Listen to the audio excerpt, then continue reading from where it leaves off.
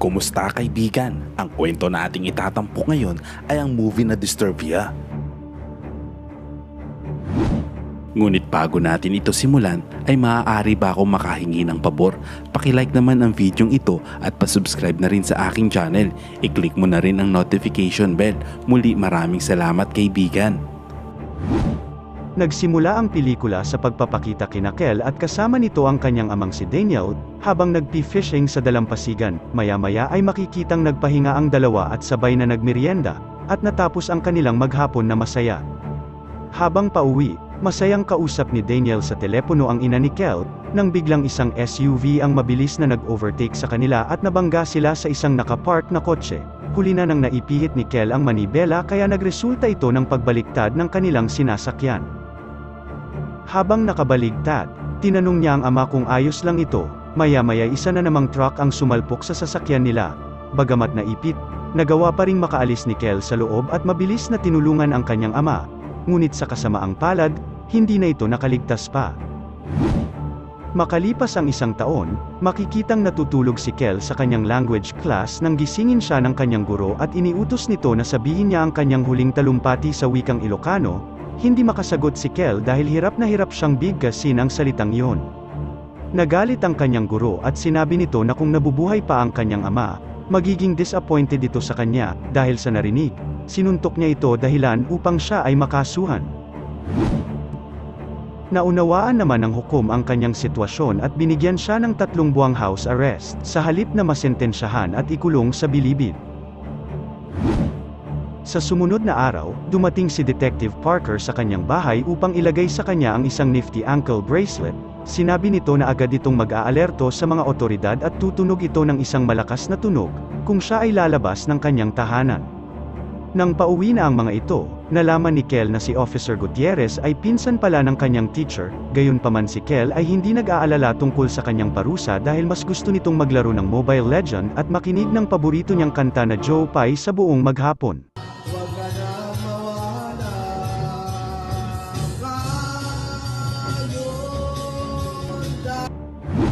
Nang dumating ang kanyang nanay, makikitang may tensyon sa pagitan nilang mag-ina. Ipinaalam sa kanya na kinansela nito ang lahat ng kanyang mga online subscription at pinutol din nito ang power plug ng kanyang TV para hindi na siya makapanood ng paborito niyang noontime show na Eat Bulaga dahil wala na doon si Tito Vic and Joey, at upang makakilos siya at maging mas produktibo ang araw.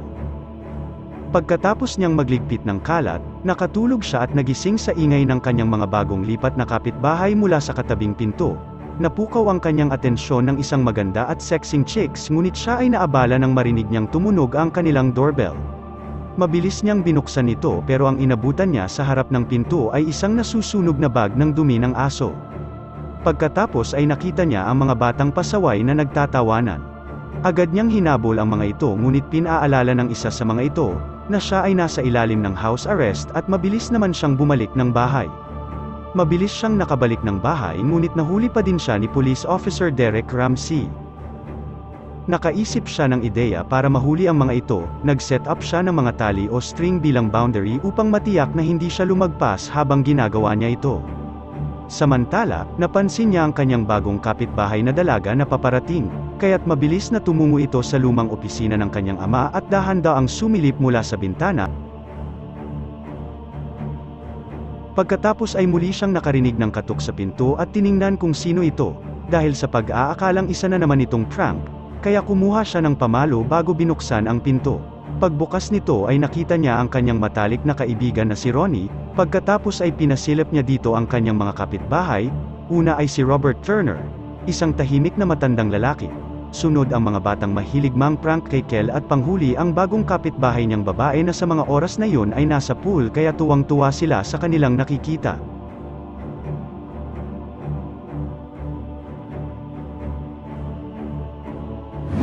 Kinabukasan, wala nang magawa si Kel habang nakaduyan sa balcony, hanggang sa nakita niyang dumaan muli ang kapitbahay na babae sa kanyang driveway. Mabilis siyang nagpunta sa mailbox at nagpanggap na kunwaring nahihirapan sa pagkuha ng mga dyaryong tik-tik.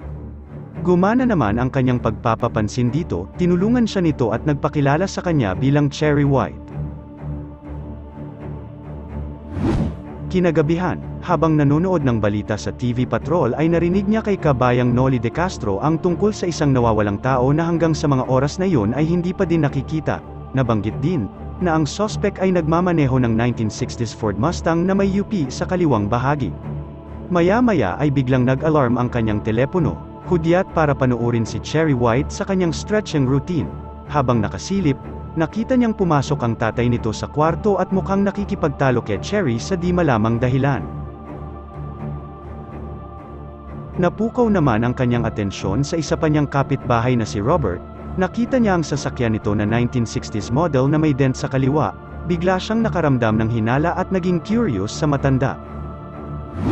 Kinabukasan, binasa niya ang diaryong tiktik para malaman ang ibang detalye tungkol sa babaeng nawawala. Nagpatulong siyang mag-imbestiga kay Ronnie. Nalaman nila na ang pangyayari tungkol sa pagkawala ng babae ay katulad sa ibang kidnapping case at pagpatay sa mga babae sa Pampanga. 3 taon na ang nakalipas. Sa mga kasong ito ay hindi nahuli ang suspect ngunit nahanap naman ang 7 sa mga bangkay sa mismong bahay kung saan nakatira ang salarin at nananatiling walang bakas ng ebidensya sa krimen na ito. Bigla namang lumipat ang kanilang atensyon nang makita si Cherry White na nagsuswimming. Nang napansin ng dalaga na nakatingin sila, sabay silang nagtago dahil sa kahihiyan. Ilang sandali pa ay narinig nilang tumunog ang doorbell. Kinabahan at nataranta ang 2 kamote. Ngunit sa huli ay binuksan nila ito. Pagbukas nila ng pinto, dire-diretso si Cherry sa loob. Papunta ito sa kanyang kwarto. Hindi naman malaman ng dalawa kung ano ang uunahing pulutin upang linisin ang bahay. Nang makapasok ito sa kanyang kwarto, kinuha agad nito ang binocular na ginagamit niya upang tingnan ang kanyang paligid.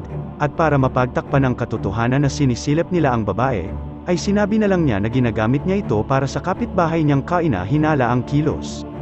Sinabi niya kay Cherry na sa tingin nila, si Robert ay maaaring isang mamamatay tao at binanggit nila ang tungkol sa kanyang sasakyan na Mustang pero ilang minuto lang ang nakalipas, nakita nilang lumabas ang sasakyan sa garahe ng malinis at walang UP.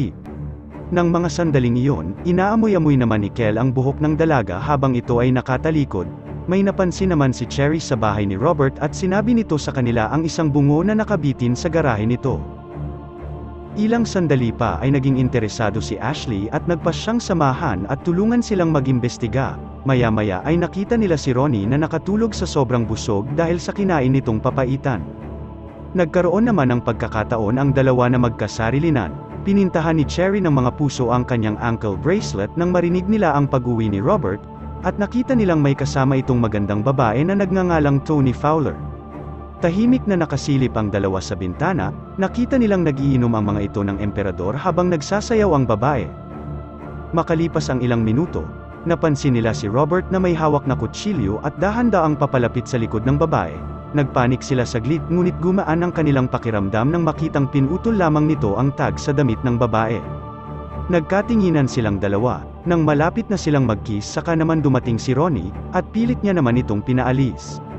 Nang wala na ito handa na silang mag-kiss ulit, ngunit isang tawag sa telepono ang umistorbo sa kanila. Pinapauwi na pala si Cherry ng kanyang nanay.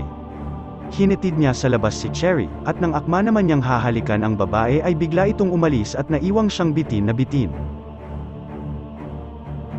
Pagbalik niya sa loob ng kwarto ay nakita niya mula sa bintana ang mga batang prankster na nanloloko sa kanya habang nanonood ng Viva Max. Pagkatapos ay napunta muli ang kanyang atensyon sa bahay ni Robert. Nakita niyang tumatakbo ang babae at nagtatangkang tumakas. Aksidente namang nakuhanan niya ito ng litrato ngunit ang camera ay nag-flash. Pagkatapos ay nakita niya si Robert na nakatingin sa kanya. Natakot siya at mabilis na tinawagan niya si Ronnie para ipaalam ang tungkol sa sitwasyon ngunit napahinto siya sa pagsasalita dahil nakita niya si Tony Fowler na maayos na lumabas ng bahay at sumakay sa kanyang kotse. Kinaumagahan, nagising si Kel at lumabas ng kwarto para mag-almusal, ngunit labis siyang nagulat nang makita si Robert sa loob ng kanilang bahay. Napag-alaman niya na inimbitahan ito ng kanyang ina, dahil sa kabutihang loob na ginawa nito sa pagtulong na ayusin ang isang gulong ng kanilang sasakyan. Nagkaroon ng tensyon sa pagitan nilang dalawa kaya't umakyat siyang muli sa kanyang kwarto kung saan hinihintay siya ni Cherry White. Ipinaliwanag niya ang buong sitwasyon. Pinapakalma naman siya nito at sinabing nag-overthink lang siya. Nagpaalam naman si Cherry para umalis dahil meron itong gaganaping party sa kanilang bahay at kailangan niyang maghanda. Nakaramdam naman ng pagkainggit si Kel sa gagawin nito. Nang gabing iyon muli siyang sumilip sa bintana at doon pinanood sila Cherry na nagpa-party. Nakita niyang may isang lalaking yumakap dito na may pangalang Pacboy, hindi niya nagustuhan ang kanyang nakita kaya nagdesisyon siyang iset up ang stereo, at malakas na pinatugtog ang kantang Bulaklak. Ang bango-bango, ang bango-bango, ang bango-bango ng bulaklak. Nainis naman si Cherry ng mga sandaling iyon dahil sa pagkapahiya, kaya pinuntahan agad niya ito sa bahay, inagaw nito ang iPod ni Kel at galit na binantaan niya ito. Pareho silang galit sa isa't isa ng mga sandaling iyon, hanggang sa umamin si Kel sa kanyang nararamdaman para kay Cherry. At pagkatapos noon ay hindi na sila napigilan pa, isang matamis na halik ang nagpatahimik sa kanilang dalawa. Handa na silang mag-TikTok nang napansin ni Cherry si Robert na may hinihilang bag sa kanyang garahe, kaya't nagpa siya silang imbestigahan ito. Kinabukasan, sinundan ni Cherry si Robert sa SM Supermarket, habang si Ronnie naman ay nasa loob ng sasakyan nito at kinukuha ang garage code sa bahay nito. Nawala naman sa paningin ni Cherry si Robert at nagpa siya na itong umalis nang pigilan siya ni Robert na nakatayo sa harapan ng kanyang sasakyan. Maayos naman itong nakipag-usap sa kanya at pagkatapos ay mabilis na kinuha nito ang susi ng sasakyan kaya't nakapasok ito sa kanyang kotse. Nag-usap sila ng seryoso at sinabi ni Robert na kilala nito ang mga kaibigan niya. Alam din itong sinusundan siya ng mga ito. Sinabi din ni Robert na tigilan na ang pagsunod-sunod sa kanya dahil gusto nito ng privacy, pagkatapos ay ibinalik niya rin ang kanyang susi. Sinabi niya kina Kel at Ronnie ang lahat ng nangyari pati ang privacy na hinihingi nito, dagdag pa ng babae na itigil na nila ang pag-iimbestiga dahil tama si Robert at masyado na silang nakikialam sa buhay nito, pagkatapos ay umalis na si Cherry at umuwi para sa anibersaryo ng kanyang mga magulang. Nang gabing iyon, gumawa si Kel ng isang aparato na magbibigay daan sa kanila upang makita kung ano ang naire-record ng kanyang camera. Maya-maya ay biglang dumating si Ronnie at malakas na kinakatok ang kanyang pinto. Nagpapanik ito at sinabing naiwan nito ang phone sa loob ng kotse ni Robert. Pinapunta naman siya agad ni Kel doon dala ang camera at dumaan ito sa garahe. Habang papasok ay binanggit ni Ronnie ang isang masangsang na amoy at isang bag na may dugong tumutulo pa.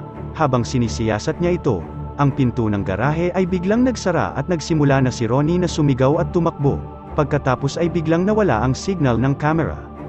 Wala nang pakialam si Kel sa kanyang ankle bracelet, mabilis na nagpunta siya doon dala ang baseball bat at paghakbang pa lang niya sa pintuan ay dumating na ang mga pulis at hinuli siya. Lumabas naman si Robert at sinabi ni Kel sa mga pulis ang tungkol sa mga bagay na kanilang nakita sa bahay ni Robert.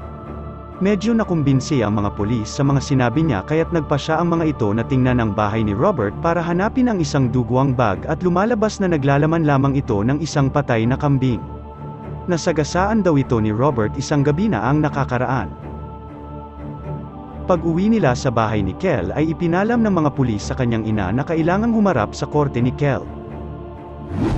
Kinaumagahan, dahil sa mga aksyon at mga maling nagawa ni Kel, nagdesisyon ang kanyang ina na puntahan sa bahay nito si Robert at humingi ng tawad, umaasang hindi na nito itutuloy ang demanda kay Kel. Habang ng mga sandaling iyon, kinakabahan si Kel na nakamasid sa kanyang ina habang kausap si Robert. Lumipas ang ilang sandali, napatalon si Kel sa takot nang makita si Ronnie na nagpanggap na patay sa loob ng kanyang aparador. Halatang nabwisit na ito sa galit, sinabi nito ang mga pinagdaanan niya para mailigtas lamang siya. Tapos hiningi ni Kel kung ano ang lahat ng laman ng camera.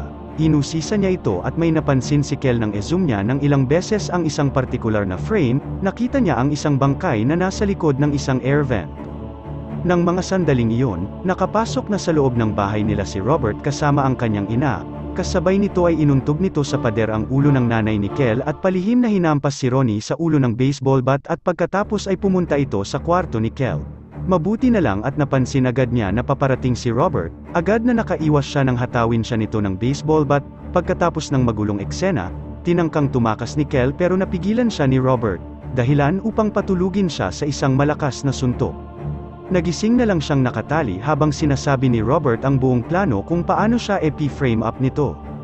Mula sa ibaba ay narinig nila ang boses ni Cherry kaya nakuha nito ang atensyon ni Robert. Sa pagkakataong ito ay siniko ni Kel si Robert sa esophagus at ito ay bumagsak. Nang makita ni Cherry na nagkakagulo ay agad niyang tinulungan si Kel para makatakas kay Robert. Hanggang sa naitulak ito ni Kel sa hagdan at bumagsak sa ibabang palapag. Pagkatapos ay pumasok sila sa kanyang kwarto at inilock ang pinto, tumalon ang dalawa sa swimming pool at sinabihan ni Kel si Cherry na tumawag ng pulis. Pumunta siya sa bahay ni Robert upang hanapin ang kanyang ina, pumasok siya sa isang silid at may nakita siyang mga gamit na pangbabae. Lumalabas na nagpanggap lamang si Robert na isang babae na lumabas ng kanyang bahay at sumakay sa kotse na kanilang nakita noong isang gabi. Samantala si Police Officer Derek Ramsey ay dumating sa bahay ni Robert, palihim na inatake siya nito at binali ang kanyang leeg. Lumipat ang eksena sa basement, nakagawa ng paraan si Cale na puntahan ang isang lagusan, nang sa wakas ay nahanap niya ang kanyang ina. Nakatali ito ng lubid at agad niyang pinutol ang mga ito pero sinalo ito ni Robert mula sa likod at inihagis ito sa dingding, kinorner naman siya ni Robert sa pader at pinagsusuntok si Kel. Bago pa siya patayin ni Robert, mabilis na sinaksak siya ng nanay ni Kel sa kanyang binti gamit ang screwdriver. Sinamantala naman ni Kel ang pagkakataong kunin ang malaking gunting at isinaksak sa tiyan ni Robert, itinulak niya ito sa isang malalim at maputik na sahig. Lumabas ang mag-ina sa bahay ni Robert ng buhay at ligtas. Kinabukasan, dumating si Detective Parker para alisin na ang ankle bracelet ni Kel dahil sa kanyang kabutihang ginawa. Agad siyang lumabas ng bahay at tumawid sa hangganan papunta sa bakuran nila Ashley sabay na hinalikan ng dalaga. Pagkatapos ay ginantihan nila ang mga batang pasaway at isinumbong sa kanilang mga magulang sa pamamagitan ng pagtawag dito at sinabing nanonood ito ng Viva Max. Sana'y nagustuhan mo kaibigan ang kwentong ating itinampok. Kung magkagayon, ay baka naman pwedeng pakilike ang videong ito at pasubscribe na rin sa aking channel. Kung hindi mo naman ito nagustuhan, ay pwede mong pindutin ang dislike button ng 2 beses para makasigurado ka.